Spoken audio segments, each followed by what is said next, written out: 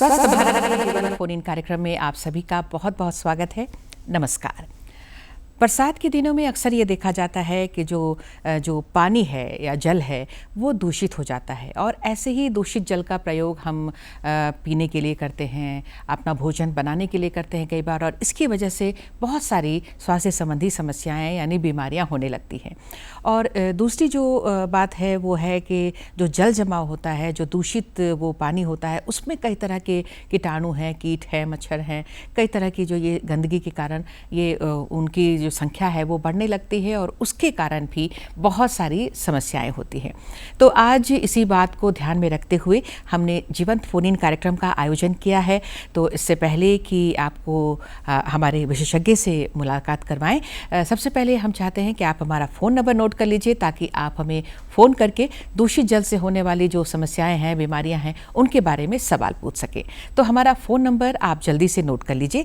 हमारा phone number है 0651-2282-607। Phone number एक बार फिर से बता देते हैं, 0651-2282-607, 0651-2282-607। तो इसी फ़ोन नंबर पर आप हमें अभी इसी समय फ़ोन कर सकते हैं, और दूषित जल से होने वाली समस्याओं के बारे में जो भी सवालात हैं आपके जहन में, आप हमसे पूछ सकते हैं। तो चलिए आपके सवालों का जवाब देने के लिए जो आज हमारे साथ हमारे स्टूडियो में उपस्थित हैं, उनसे आपकी मुलाकात करवाते हैं। आज हमारे साथ बैठे हुए हैं डॉक्टर विकास कुमार गुप्ता हैं, जो कि जनरल फिजिशियन हैं सदर हॉस्पिटल रांची में। डॉक्टर साहब, आपका बहुत बहुत स्वागत है हमारे कार्यक्रम में। नमस्कार। सर, आज जो हमने विषय रखा है वो आपने सुन ही लिया है। आपको भी पता है कि दूषित जल जो, और ख़ास करके जो इस मौसम में यानी बरसात के मौसम में दूषित जल की समस्या जो है ज़्यादा बढ़ती है, और उसके कारण बहुत सारी बीमारियां होती हैं। तो हमारा फ़ोन नंबर हमने दे ही दिया है। उम्मीद है कि जल्दी ही उनके फ़ोन कॉल्स आने लगेंगे हमारे दर्शकों के। तब तक आपसे ये सवाल करना चाहूँगी कि ये जो दूषित जल हो जाता है बरसात में, चाहे वो जल का स्रोत हो जहाँ से हम पीने का पानी लेते हैं, या फिर हमारे आसपास में जो जल जमाव होता है जो वो दूषित हो जाता है, उसके कारण बहुत सारी परेशानियां होती हैं। तो ये कौन कौन सी और किस तरह की परेशानियां दूषित जल से होती हैं? नमस्कार सभी को। थैंक यू मैम, मुझे यहाँ पर आज बुलाने के लिए और इस टॉपिक पे चर्चा करने के लिए। सबसे पहले मैं बताना चाहूँगा कि जैसे ही ये सीजन, मौसम जो चेंज होता है, किसी भी मौसम से जब हम एक मौसम से दूसरे मौसम में स्विच करते हैं, उस समय हमारा बॉडी एडेप्टेशन की ओर जाता है। नए मौसम से हम अपने शरीर को इंट्रोड्यूस करते हैं, तो एडेप्टेशन में थोड़ा टाइम लगता है। बॉडी हमारा एक्लिमेटाइज करता है, उसमें समय लगता है। साथ ही हमें रेनी सीजन के लिए विशेष तैयारियां करनी चाहिए, क्योंकि दूषित जल और जल जमाव से होने वाली बहुत सारी ऐसी बीमारियां हैं जो जानलेवा भी हैं, और उससे हमें बचने की ज़रूरत है। आप देखते होंगे कि आसपास जो आप जहां रहते हैं, थोड़ा जैसे ही बरसात शुरू होती है, बारिश होती है, उसके बाद गंदे पानी जमा हो जाते हैं। झाड़ियों में जो नई नई झाड़ियाँ आती हैं, उसमें बहुत ज़्यादा मच्छर पनपते हैं, और वो टेम्परेचर जो ह्यूमिड हो जाता है बारिश के बाद, उसके बाद जो ये बहुत ही फेवरेबल कंडीशन हो जाता है हमारे मच्छरों के प्रजनन के लिए, साथ ही अनेकों बीमारियाँ फैलाने वाले माइक्रोबियल्स के लिए, वायरस के लिए, साथ ही प्रोटोजोआ जो बहुत सारे बीमारियों का कारण होता है। इन सभी एंटीमाइक्रोबियल एजेंट्स जो बीमारियां फैलाते हैं, वो उनका प्रजनन काफ़ी तेज़ी से फैलता है। तो हमें ध्यान रखना है कि हम दूषित जल से होने वाली बीमारियों का बचाव कैसे कर सकें। साथ ही कंटामिनेटेड वाटर की, जैसे आपने बात की कि शहरों में तो फिर भी वेटर सैनिटाइजेशन के कारण हमें जल बहुत साफ़ सुथरा पीने को मिल जाता है, लेकिन जो ग्रामीण क्षेत्रों में जहाँ पे हार्ड टू रीच एरियाज़ हैं, जहाँ पे पॉपुलेशन जो बोलते हैं ना कि जो झुग्गी झोपड़ी वाले लोग हैं, जो ईंट भट्ठे और जो डिफरेंट बिल्कुल जो सामान्य जल स्रोत से जो सामान्य पानी लेते हैं, उनके लिए ये खतरा ज़्यादा बना रहता है। वाटर से, कंटामिनेटेड वाटर से बहुत सारी ऐसी बीमारियां हैं जो फैलती हैं और बहुत तेज़ी से फैलती हैं। उनमें से मोस्ट कॉमन है वो है टाइफाइड, कॉलरा, और मच्छरों में जो मच्छरों के द्वारा जो फैलाई जाती हैं बीमारियां, उनमें है मलेरिया, डेंगू और चिकनगुनिया। एंड साथ ही हम देख सकते हैं कि हमारे आसपास ओपीडी में जो मरीज आ रहे हैं, वो वायरल इन्फेक्शन के काफ़ी ज़्यादा मरीज आ रहे हैं, जो कि रेनी सीजन में भी उसका काफ़ी ज़्यादा प्रकोप बढ़ जाता है। बिल्कुल। और हम देख रहे हैं डॉक्टर साहब कि हर दूसरे तीसरे घर में ये जो वायरल की बात आपने की है, चाहे वो सर्दी खांसी बुखार की बात हो, मतलब हर घर में अभी मिल रहे हैं। और ख़ास करके जो आपने मच्छरों से होने वाली बीमारियों का जिक्र किया, चाहे वो मलेरिया हो, डेंगू हो, फाइलेरिया हो, इस तरह से जो मलेरिया से होने वाली समस्याएं हैं वो भी हमारे झारखंड में बहुत ज़्यादा हैं। और आज हम मच्छरों से होने वाली बात करेंगे ही, क्योंकि आज विश्व मच्छर दिवस भी है, तो ये बहुत ज़रूरी हो जाता है। ऐसे तो हमेशा हम कहते ही हैं कि मच्छरों से अपने आप को बचाना है, उसके काटने से बचाना है, उनको पनपने से रोकना है। तो ये सारी बातें सर हम करेंगे। तो एक दर्शक हमसे जुड़ गए हैं, उनका हम सवाल ले लेते हैं। बिल्कुल। Hello hello hello. हाँ जी, नमस्ते। कौन बोल रही हैं?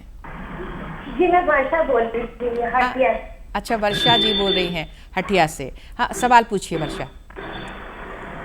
मैम मेरा सवाल था कि अभी दूषित जल से क्या क्या ऐसे तो मच्छर से तो बहुत सारी बीमारियां फैल रही है। हाँ, और हाँ। इससे बचाव के लिए हम क्या क्या?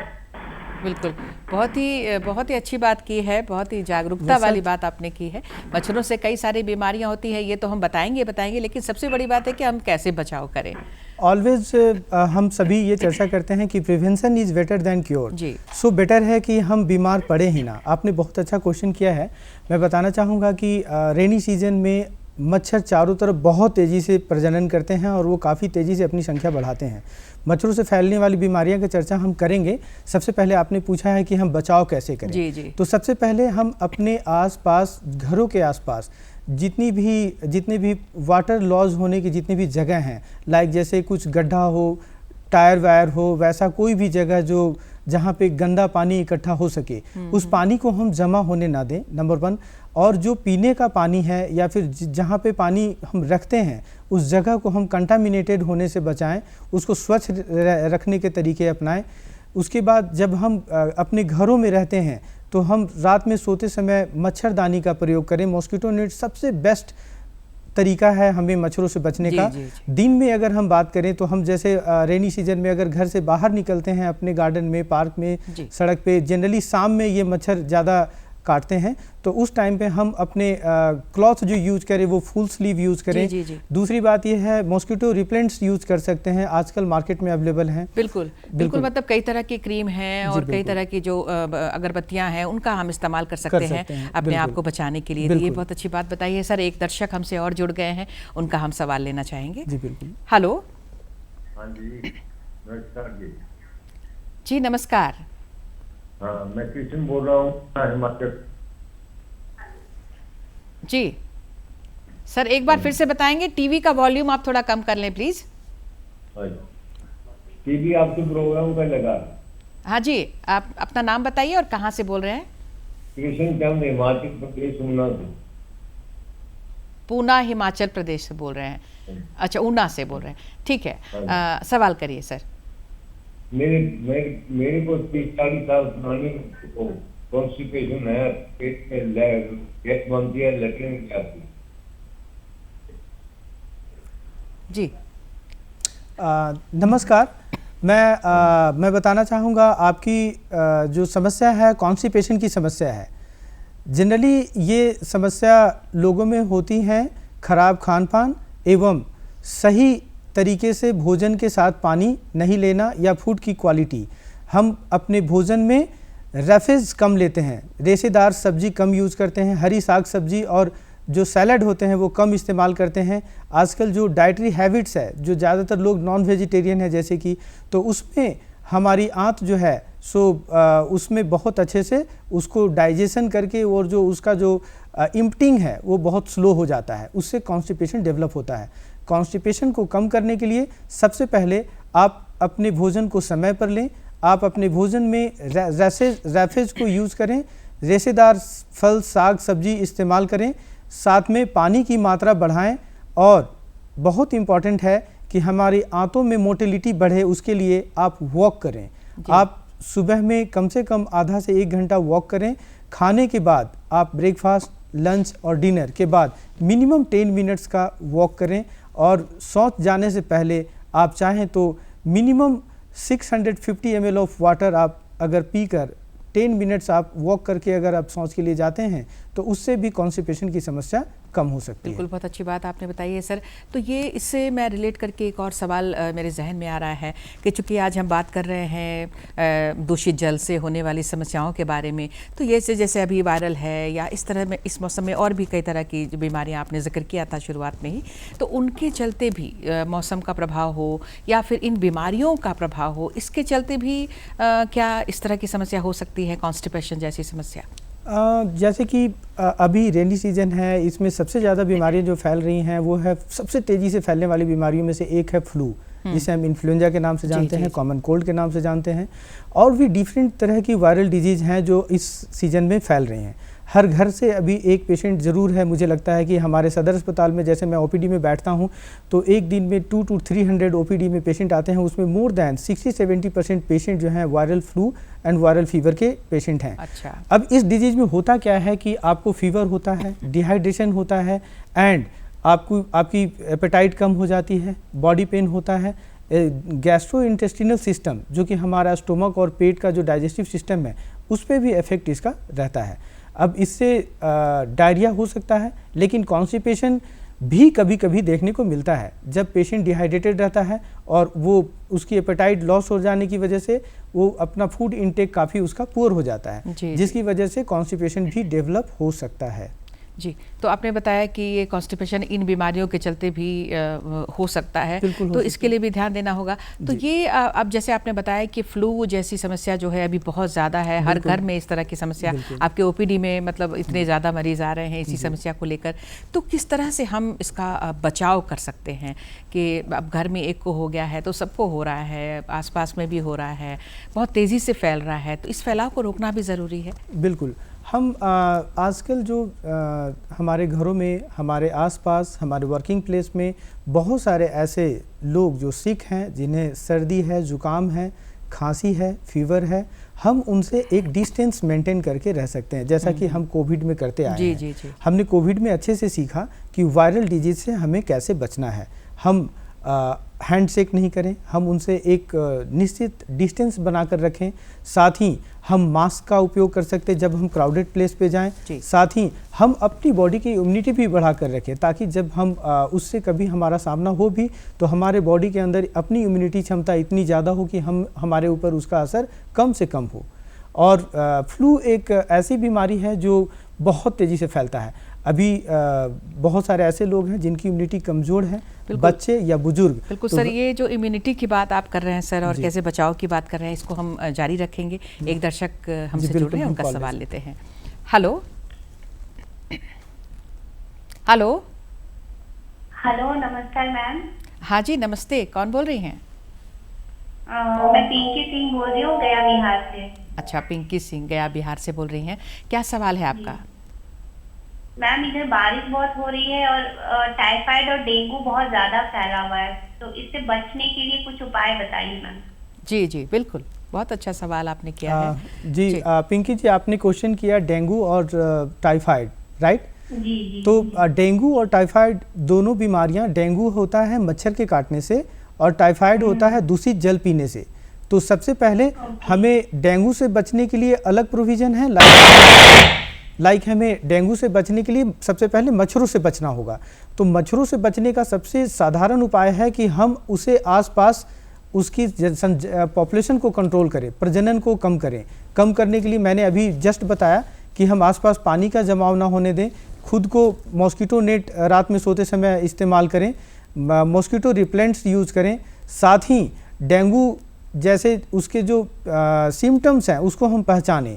लाइक जैसे हमें फीवर होता है, साथ में अगर बॉडी में रैसेज होते हैं, अगर जॉइंट पेन होते हैं, अगर और कुछ सिम्टम्स होता है तो हम नज़दीकी अस्पताल में जाकर चिकित्सक का सलाह लें। और टाइफाइड की बात करें तो टाइफाइड जनरली ये दूषित जल पीने से होता है, ये बैक्टीरियल डिजीज है। तो हमें अपने पीने के पानी को बहुत ही तरीके से रखना होगा, ढक कर रखना होगा। हमें वाटर का सोर्स को ध्यान रखना होगा कि जो वाटर हम ला रहे हैं या हमारे पास जो सपोज दैट घरों में जो टंकी है उसमें कहीं बरसात का पानी तो नहीं जा रहा है या फिर दूषित जल तो उसमें नहीं जमा हुआ है। तो हम वाटर सोर्स को ध्यान दें। हम वाटर जब कलेक्ट करके पीने के लिए उसे रखते हैं तो हम प्रॉपर उसे हाइजीनिक तरीके से उसको हम स्टोरेज करें और उसका रख रखाव पे ध्यान दें। साथ ही अगर किसी को अगर टाइफाइड होता है तो हमें उसके लक्षण को जानने की ज़रूरत है। अगर जैसे ही हमें लाइक फीवर होता है, और टाइफाइड में बहुत सारी बीमारियां हैं, जैसे टाइफाइड में मेनली शुरुआत होती हैं headache, fever and body pain, साथ में उनका एब्डोमिनल स्टोमक भी अपसेट हो सकता है। तो हम ऐसे लक्षण आते ही हम नज़दीकी अस्पताल में चिकित्सक की सलाह लेनी चाहिए, उसकी जांच करानी चाहिए। समय पे जब हम अगर पहुंचकर उसे जांच कराकर हम अपनी बीमारी को पकड़ लेते हैं तो हमें उससे बचाव करने में सहूलियत होती है। बिल्कुल बिल्कुल, बहुत अच्छी बात आपने बताई है। ये सब लोग के हर किसी के अंदर में ये जो सवाल है वो होगा, और ये उनको पता चल गया है कि किस तरह से हमें अपने जो पीने का जो पानी है उसका जो सोर्स है वो बिल्कुल सही होना चाहिए, साफ़ सुथरा होना चाहिए, और रख रखाव में भी बहुत ध्यान। कई बार लोग अच्छे स्रोत से ले तो लेते हैं, लेकिन जो जिस कंटेनर में आप पानी पी रहे हैं या हम लोग बॉटल में आजकल यूज़ करते हैं, कैरी करते हैं पानी, उनका भी साफ़ रहना बहुत ज़रूरी है। कई बार आप लोग कहते हैं कि पानी को उबाल कर पीना चाहिए, तो कितनी देर पानी को उबाल कर, और किस तरह से ये प्रोसेस क्या होना चाहिए? जैसे एक्चुअली अभी तो मैक्सिमम घरों में आरओ लगा हुआ है, जहाँ पे आरओ नहीं है वाटर फिल्टर घर में यूज करते हैं। ग्रामीण क्षेत्रों में, जैसे ग्रामीण क्षेत्रों में चापाकल वगैरह से चापाकल और कुएं का पानी भी यूज करते हैं, कई बार जी बिल्कुल। तो वो हमारे आसपास में जो भी वाटर सोर्सेज हैं जहाँ से हम पीने का पानी लाते हैं, सबसे पहले तो उसे ढक कर रखना है, उसे सुरक्षित रखना है। दूसरा, जब हम घर में पानी ले आते हैं तो उसे कम से कम हम एक कंटेनर में लेकर उसे 10 मिनट्स के लिए बॉयल कर सकते हैं। बॉयल होने के बाद उसे ठंडा होने पर हम उसका इस्तेमाल कर सकते हैं। साथ ही हम पानी का इस्तेमाल तो करते ही हैं, लेकिन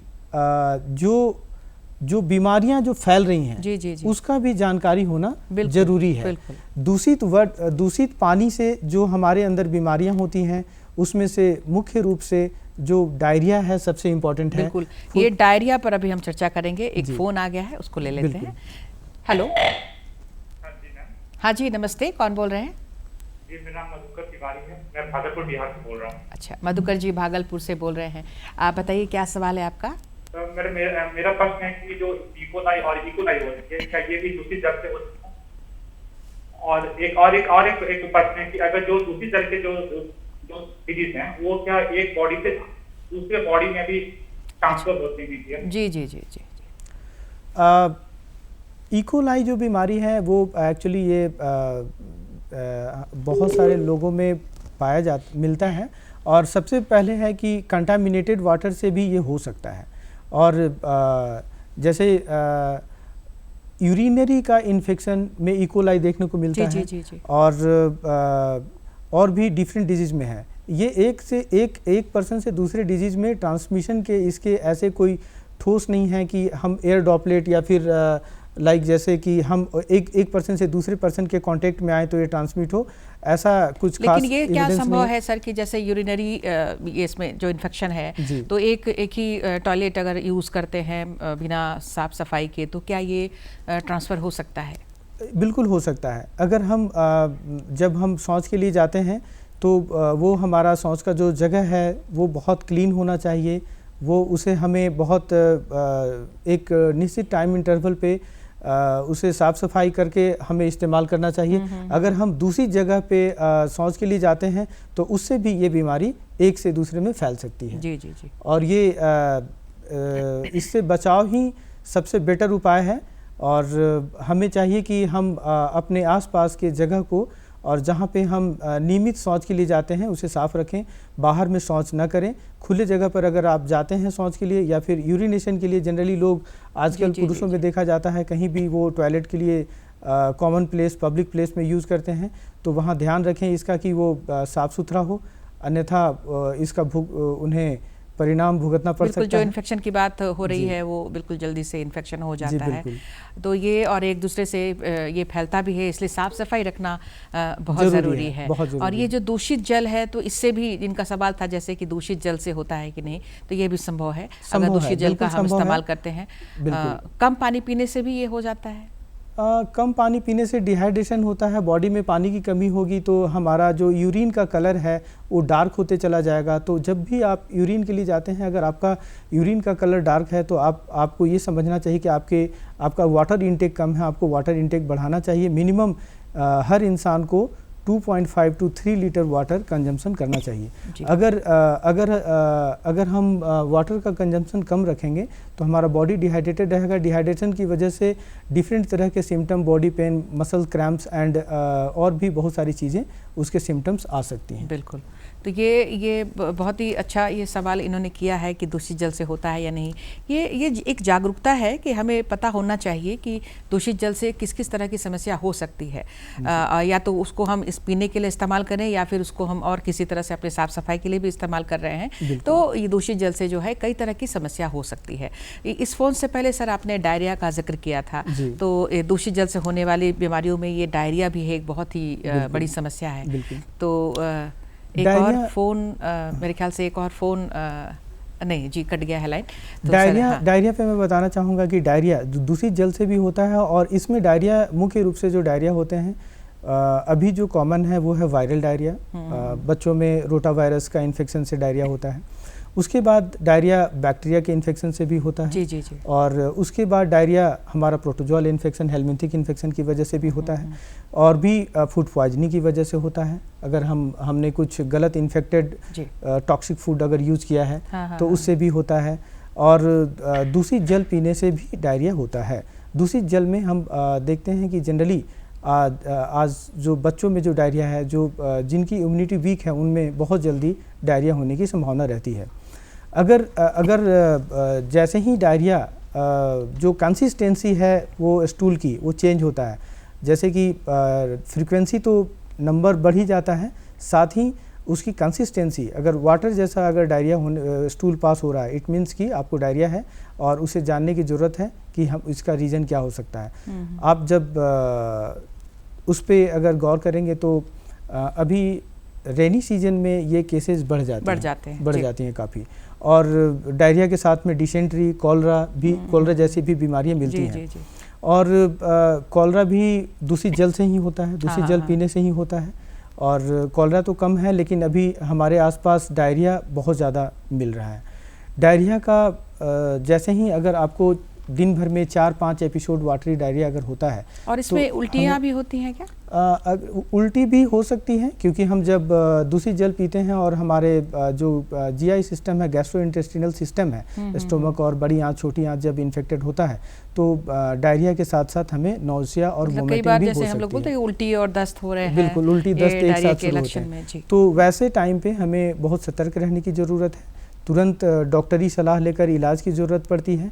हमें डायरिया से बचने के लिए जो वाटर का लॉस है उसे भरपाई करना सबसे पहले ज़रूरी है। आप जब तक नज़दीकी चिकित्सा संस्थान पे जब नहीं जाते हैं, तब तक आपको एटलीस्ट जो डायरिया की वजह से शरीर से पानी का नुकसान हो रहा है, हम उसे ORS के रूप में पी सकते हैं। अगर घर में ORS नहीं है तो हम होममेड ORS, जो कि नमक चीनी का पानी के साथ घोल बनाकर जो पीते हैं, वो ले सकते हैं। बिल्कुल, ये आपसे हम पूछेंगे, एक फ़ोन है, उसके बाद हम पूछेंगे आपसे कि इसका अनुपात क्या होना चाहिए नमक चीनी का, क्योंकि बहुत सारे लोग ये जानना चाहते हैं। एक दर्शक है, उनसे बात करते हैं।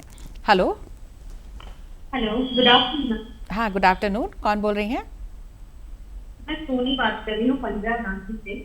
हाँ, सोनी जी बोल रही हैं रांची से। बताइए, सवाल बताइए।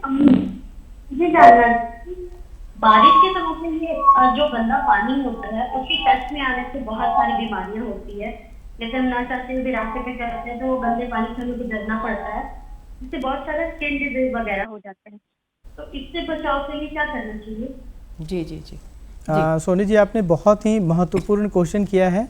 रेनी सीजन में जैसे ही ह्यूमिडिटी बढ़ती है और हमारे आसपास गली में, नालियों में गंदा पानी जमा होना शुरू हो जाता है, और इसके साथ ही बहुत सारे स्किन डिजीज़ भी साथ में होने शुरू हो जाते हैं। सबसे कॉमन है fungal infection, urticaria and different types के जो ह्यूमिड जो कपड़ा, क्लॉथ, हम गीले कपड़े पहनते हैं, उसकी वजह से फंगस का पनपना बढ़ जाता है। फंगस काफ़ी आसानी से वहाँ पे डेवलप कर जाते हैं।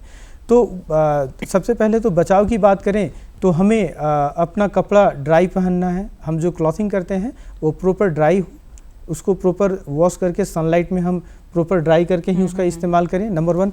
नंबर 2, अगर आसपास के पानी, गंदे पानी की वजह से अगर स्किन का रिएक्शन, अर्टिकेरिया या फिर अदर फंगल इन्फेक्शन अगर होता है तो हमें उसका प्रॉपर केयर करें। साथ ही घरों से निकलने से पहले हम अपने स्किन पे मॉइस्चराइज़र और उसको अच्छे से कवर करके निकल सकते हैं, ताकि जो आसपास जो रेनी सीजन में गंदे पानी और गंदे पानी में पनपने वाले मच्छर और डिफरेंट तरह का इंसेक्ट से जो बाइट होता है हमारे ओपन सरफेस पे, उससे हम अपने आप को बचाव कर सकें। और साथ ही अगर हमारे सपोज दैट मैं बाहर निकलता हूँ और इंसेक्ट बाइट होता है किसी भी तरह का, तो हमें तुरंत डॉक्टरी सलाह लेनी चाहिए, क्योंकि उसकी वजह से और भी परेशानियां बढ़ सकती हैं। वो वहाँ पे अल्सर डेवलप हो सकता है और वहाँ पे जैसे फंगल इन्फेक्शन है, अगर हम समय रहते उसका ट्रीटमेंट या ऑइंटमेंट हम यूज़ नहीं करते हैं प्रॉपर, तो वो फंगल इन्फेक्शन बढ़ सकता है काफ़ी, और उससे परेशानियां बढ़ सकती हैं, एक से दूसरे में फैल सकता है। बिल्कुल, बहुत ही सावधानी ज़रूरी है। और अगर ये ऐसा होता है तो डॉक्टरी सलाह भी लेना बहुत ज़रूरी है। एक समय हो चला है, एक लास्ट क्वेश्चन आज का हम ले लेते हैं। दर्शक तो बहुत सारे फ़ोन कर रहे हैं। हेलो, नमस्कार मैम। हाँ नमस्कार, कौन बोल रही हैं? मेरा नाम कविता, रांची से बात कर रही हूँ। हाँ कविता जी, रांची से बोल रही हैं। क्या सवाल है आपका? मैम मेरा सवाल, दूषित जल से होने वाले जो रोग होते हैं उनके लक्षण क्या क्या होते हैं? लक्षण क्या क्या होते हैं? शुरुआत से लगता है आपने कार्यक्रम नहीं देखा है। डॉक्टर साहब ने एक एक बीमारी के बारे में बहुत सारे लक्षण बताए हैं, लेकिन चलते चलते सर कॉमन जो लक्षण होते हैं, ये जो रेनी सीजन की जो बीमारियां हैं मैं उनको इन शॉर्ट में बता देता हूं कि सबसे पहले जो दूषित जल में जो मच्छर पनपते हैं, तो मच्छरों से होने वाली बीमारियां सबसे पहले मलेरिया है, डेंगू है, चिकनगुनिया है। वैसे ही दूषित जल पीने से जो बीमारियां होती हैं उसमें सबसे कॉमन है टाइफाइड, कॉलरा है, डायरिया है। उसके बाद जो फंगस वाली बीमारियां हैं उसमें फंगल इन्फेक्शन, जो वॉर्म का इन्फेक्शन जो देखते हैं, अर्टिकेरिया है। और वैसे ही एनिमल्स भी जो इन्फेक्टेड होते हैं और उनके भी जो यूरिन अगर वो स्वाइल करते हैं अपने यूरिनेशन से, हम उसके टच में जाते हैं तो उससे भी बीमारियां होती हैं, लेप्टोस्पिरोसिस होती है, और भी अनेकों तरह की बीमारियां हैं जो हेपेटाइटिस ए है दूषित जल पीने से होता है। साथ ही और ये सारी जो बीमारियां हैं इनके लक्षण एक साथ हम नहीं बता पाएंगे, एक साथ नहीं बता सकते हैं, क्योंकि सभी बीमारियों के लक्षण अलग अलग हैं। लेकिन सब में जो कॉमन है, जैसे कि जो वायरल डिजीज हैं जितने भी जैसे, तो उसका और जो बैक्टीरियल डिजीज है, तो सब में कॉमन है कि एक फीवर आना, बॉडी का टेम्परेचर रेज होना। अगर वो जैसे कि मलेरिया, डेंगू, टाइफाइड, कहने का मतलब है सर, चूंकि समय अब इजाज़त नहीं दे रहा है कि और हम इस बात को आगे बढ़ाएं, कहने का मतलब है कि अगर इस मौसम में बुखार हो और एक दिन दो दिन के बाद ठीक ना हो रहा हो तो एक बार जांच ज़रूर करा लेनी चाहिए, क्योंकि बहुत सारी बीमारियां हैं तो जांच के बाद ही पता चलेगा और तभी उसका इलाज हो पाएगा। तो डॉक्टर साहब आप हमारे कार्यक्रम में आए, बहुत सारे जानकारियाँ आपके माध्यम से लोगों को मिली हैं। समय अब हमें इजाज़त नहीं दे रहा है कि हम अपने दर्शकों के सवाल लें या मैं आपसे सवाल करूं, तो आपका बहुत बहुत धन्यवाद करती हूं। नमस्कार। नमस्कार। और आप सभी दर्शकों को भी बहुत बहुत धन्यवाद। नमस्कार।